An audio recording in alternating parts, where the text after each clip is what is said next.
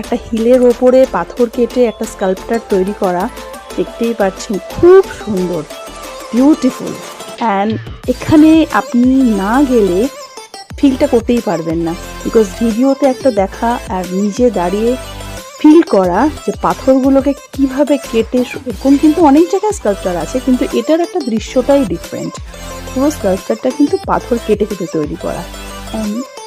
জটায়ুর history তো আমরা সবাই জানি, ডেসক্রিপশন বক্সেও আমি দিয়ে দিয়েছি, এটা পড়বেন।